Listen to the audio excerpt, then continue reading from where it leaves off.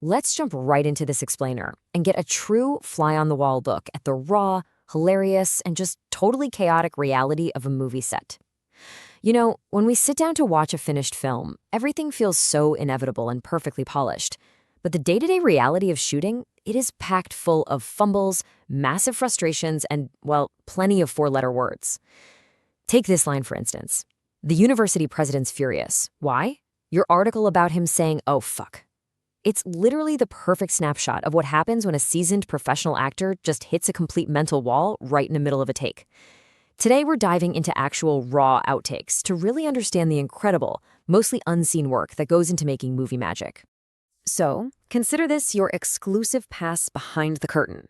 We're going to dissect these completely unpolished transcript outtakes to reveal the invisible, highly collaborative labor of cinema. We are stripping away the special effects, the sweeping dramatic music, and that seamless editing to look at the very foundation of production itself. It's all about seeing exactly how directors and actors navigate the messy, incredibly human process of getting a scene just right. To make sense of all this disjointed madness, we're breaking this explainer down into 4 core pillars. Number 1, the art of the flub. 2, sculpting the perfect frame. 3, character and prop chaos. And 4, the magic behind the madness. Let's start with section 1, the art of the flub, navigating mistakes under immense pressure. Getting a line delivery right requires these constant, incredibly frustrating micro-adjustments on the fly. An actor might be trying desperately to nail a sentence, but they just keep tripping over a single changing word, shifting from saying to not being, for example. When you're sitting there in the hot seat, under those blinding bright lights with a whole crew watching, your brain can easily get stuck in a loop. It really highlights how even the tiniest grammatical shift in a script requires immense concentration to execute smoothly on camera.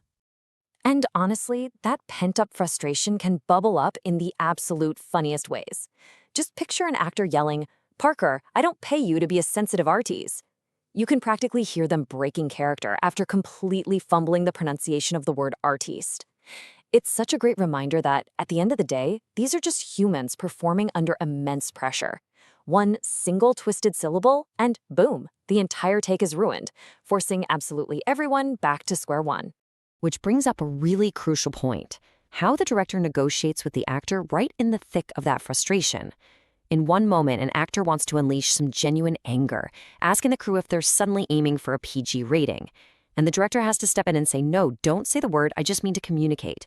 They are literally trying to visually communicate this fiery, R-rated emotion, like telling a character to get out with pure venom, while still safely maintaining their actual PG rating for the studio. It is a brilliant, high-stakes tightrope walk of emotional direction. Moving right along to section 2, sculpting the perfect frame, the physical construction of a scene. You see, the director is physically sculpting the shot in real time by feeding the actor these highly specific, step-by-step postural adjustments. It's a constant stream of commands. Move close to the camera, pre-frame the shot, let me see where you put your hand, bend the elbow down. The actor isn't just standing there delivering lines. They are quite literally being folded and posed into a very specific visual composition. It is incredibly technical, physical work that ends up looking totally natural once it hits the big screen. To cope with this, directors often rely on dry humor to cut through the sheer awkwardness of the physical process. Think about it. Forcing an actor to stand unnaturally close right into the camera lens means they're also right in the face of their scene partner or the camera operator. It's deeply uncomfortable. So, when a director quips, "Yes, you're as close as I can stomach," it instantly diffuses the tension. It makes the incredibly awkward, claustrophobic reality of filmmaking just a little bit more bearable for everyone on set. Of course, all this constant tweaking leads to inevitable miscommunications, especially on a loud, busy set. A director might give a note to touch a co-star warmly, but over the noise, the actor hears normally. They actually have to pause the massive, expensive machinery of production just to clarify a single emotional direction. It goes to show just how delicate and precise the communication has to be, even when hundreds of crew members are standing around waiting for the next setup. You can almost feel the tedious, highly repetitive nature of the job here. The director calls out, "Little lower, L, little lower, more of this one for nothing." They are constantly, obsessively tweaking, blocking, and physical positioning just for the sake of getting coverage. And when they say for nothing, they basically mean grabbing an extra take or an alternate angle just in case they need to piece it together in the editing room later. It requires immense, almost superhuman patience from the cast to repeat microscopic physical movements over and over again. Which leads perfectly into Section 3. Character and prop chaos, juggling the elements. Because if you think the actors have it tough with their marks, wait until you see what the rest of the set is managing.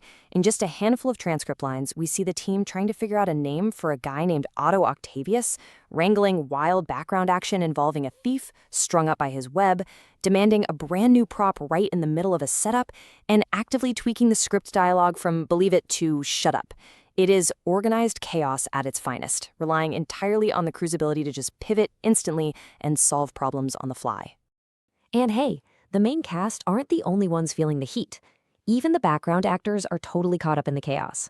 At one point, someone flubs a simple, world-building line about stolen footwear, totally tripping over the word sneakers. Every single person on screen, whether they're the A-list lead or a background extra, has to be perfectly dialed in or the whole take goes down in flames. It's also incredibly fascinating to watch an actor try out an improvised line mid-take, instantly realize it falls totally flat, and just openly admit defeat to the room. They throw out the line, "I've gotta go. I'm getting married in a church." Pause, and immediately follow it up with a very self-aware, "Yeah, that didn't really work." This kind of fearless creative experimentation is vital on set, even if it results in completely unusable, hilarious dead ends. Off-the-cuff crew remarks like this really show how the team uses shorthand and humor to maintain morale when they're navigating the complexity of a massive setup. When someone yells out, "Let's do it like a Spielberg picture," they're using an industry in-joke to lighten the mood while simultaneously pushing the team to aim for a sweeping, classic, high-quality execution. It is exactly how seasoned professionals keep the energy alive during those grueling, exhausting shoot days. Finally, Section 4. The magic behind the madness, the relentless repetition. The chaotic, frustrating, yet highly disciplined cycle of film production requires absolute stamina from everyone involved. You hear the calls rapid fire, back to back. Cut, one more time, reload. Someone groans, "Oh, fucking hell," before immediately snapping right back into ready and action. You fail, you reset, you let out a curse, and you do it all over again until it is absolutely flawless. And I just love this. The concept of gestology here is absolutely fantastic. It hilariously proves that despite all the multi-million-dollar technology, the massive complex lighting rigs, and the army of crew members, sometimes filmmaking literally just comes down to a director physically poking an actor in the side so they remember to hit their mark.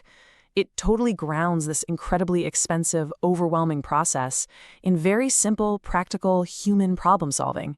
So, when you consider all these flubs, all the frustrations, the micro-adjustments, and yes, the physical pokes, you really have to wonder about the absolute magic that happens in the editing room. How on earth does this disjointed madness transform into the seamless, immersive movies we love? It truly makes you appreciate the invisible art of filmmaking, where hundreds of messy, imperfect human moments are meticulously stitched together to create a single, perfect illusion. So the next time you sit down to watch a movie, ask yourself, just how many times did they have to reload, reset, and repoke to get that one perfect shot?